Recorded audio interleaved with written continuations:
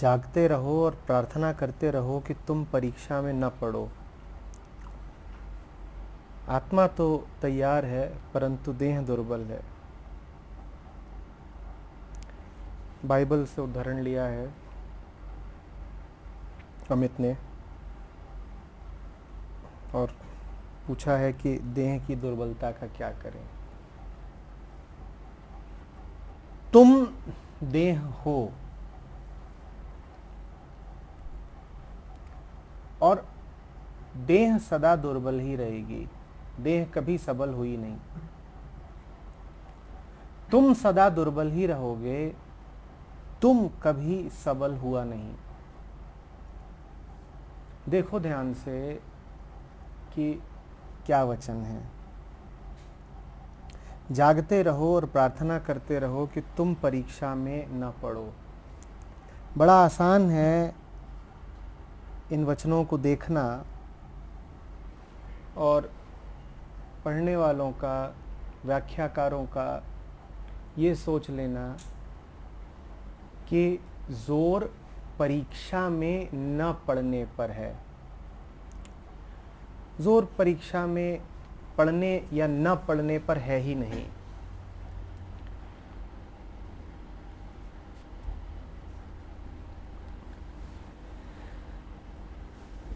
आध्यात्मिक ग्रंथों के वचन हैं और इनको बड़े शांत और आध्यात्मिक मन से ही पढ़ा जा सकता है। आध्यात्मिकता का मूल प्रश्न होता है, मैं कौन? मैं कौन? तो जब कहा जा रहा है कि जागते रहो और प्रार्थना करते रहो कि तुम परीक्षा में न पड़ो, तो पढ़ने वाली दृष्टि को सर्वप्रथम पूछना होगा कि इस वाक्यांश में तुम से क्या अर्थ है। कौन है जिसके लिए कहा जा रहा है कि वो परीक्षा में न पढ़े? कौन है जिसके लिए कहा जा रहा है वो परीक्षा में न पढ़े? ये वही है जिसके लिए कहा जा रहा है कि देह दुर्बल है। तुमसे कहा गया है कि जब तक परीक्षा तुम दोगे तुम हारोगे, क्योंकि तुम तो मन और देह के अलावा कुछ हो नहीं। तो तुम तो यही प्रार्थना करो कि परीक्षा तुम्हें न देनी पड़े। जब भी कोई परीक्षा आए तो परीक्षा देने वाला कोई और हो।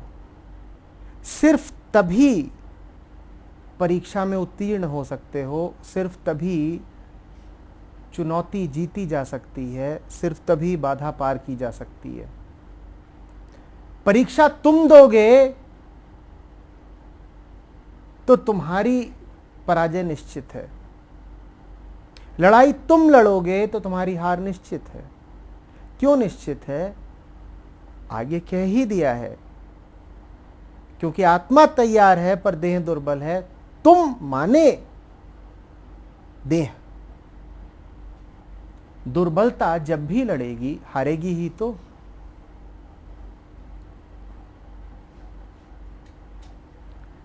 अहंकार की दीनता को गहराई से निरूपित करने वाली पंक्तियां हैं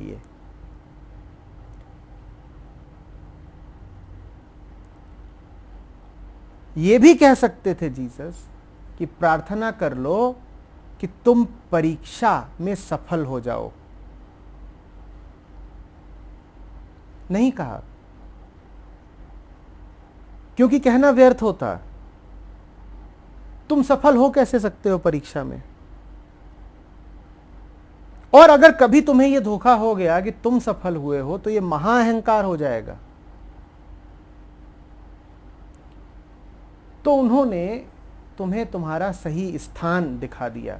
उन्होंने कहा कि तुम ये उम्मीद छोड़ो कि कोई दिन ऐसा आएगा कि परीक्षा होगी और तुम सफल हो जाओगे, जीत लोगे। उन्होंने कहा ये उम्मीद ही छोड़ो,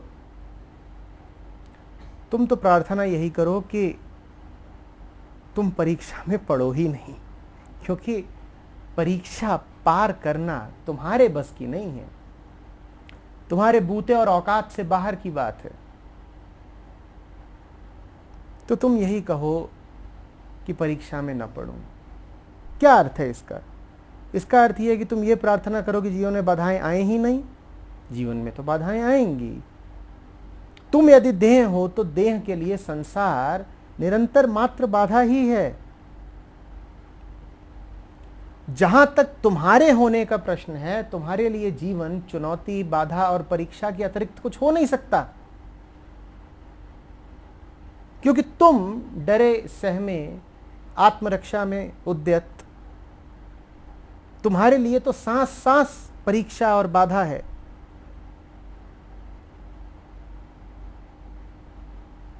तो ये क्या बात हुई? क्या हमसे ये कहा जा रहा है कि जीवन परीक्षा और बाधा, और तुम वो जो उस परीक्षा को सफल करने की पात्रता रखता नहीं, इसीलिए तुम्हारा जीवन सिर्फ असफलता और तड़प रहेगा? नहीं, ये नहीं कहा जा रहा। कहा जा रहा है कि तुम अपनी लघुता, अपने अहंकार, अपनी झूठी सामर्थ्य से जितना जुड़े रहोगे, उतनी ज्यादा तुम्हारे सामने बाधाएं आएंगी।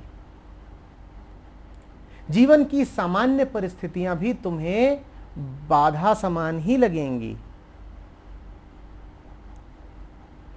तुम जितना डरे हुए हो, संसार तुम्हें उतना डरावना लगेगा।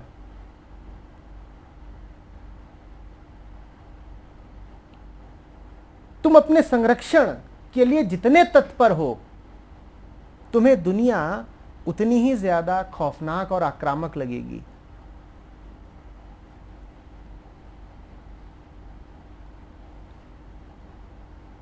तो तुम्हारा जहां तक प्रश्न है, तुम्हें बाधाएं ठीक उतनी मिलेंगी जितना तुम्हारी कोशिश है बाधाओं को पार कर लेने की। जितनी तुम्हारी कोशिश होगी जीतने की, उतना ज्यादा तुम्हारी हार पक्की है।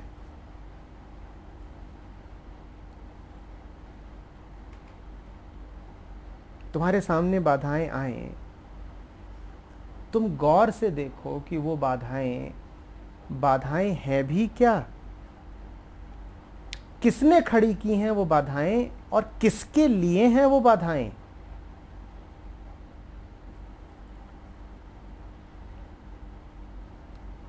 दिख गया एक बार कि किसके लिए हैं वो बाधाएं, फिर वो बाधाएं रहती नहीं, फिर वो परीक्षाएं रहती नहीं।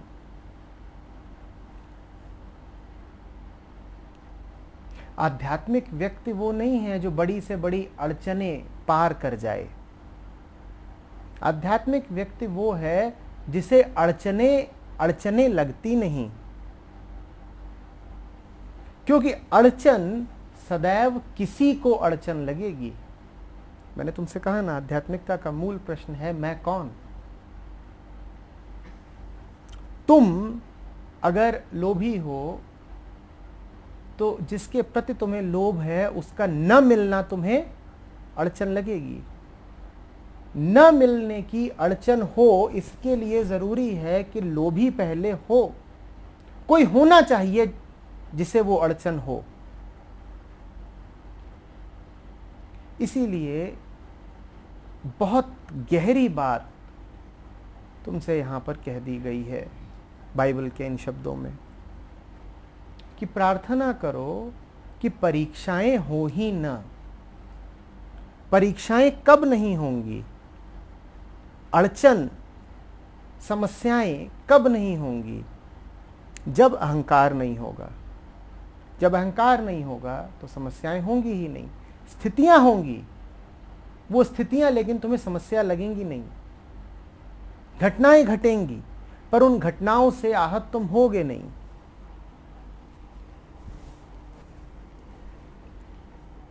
लेकिन क्या करें हमने आध्यात्मिकता का भी कुछ ऐसा दिवाला निकाला है कि हमारी कहानियों में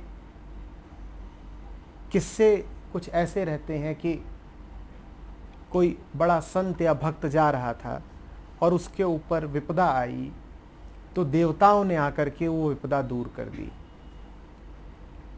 संत वो नहीं है कि जिस पर विपदा आए तो देवता आकर उसकी विपदा दूर कर दें। संत वो है जिस पर विपदा आती ही नहीं। अगर अभी तुम पर विपदा आ रही है तो तुम संत कैसे?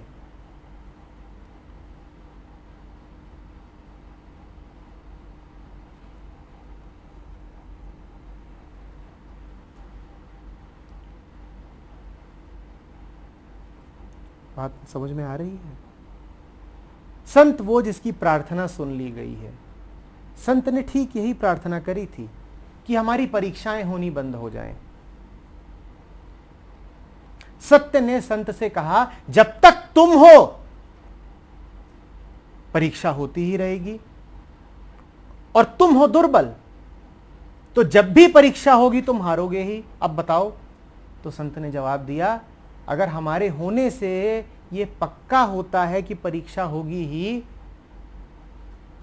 तो हमारा होना ही मिटा दो। संत का होना मिट गया है। जिसका होना मिट गया उसकी समस्या भी मिट गई। तुम्हारा होना ही तो समस्या है तुम्हारी। अब उसकी परीक्षा होती ही नहीं। दुनिया के लिए जो बातें बड़ी परीक्षा जैसी होती हैं, उसको परीक्षा जैसी लगती नहीं।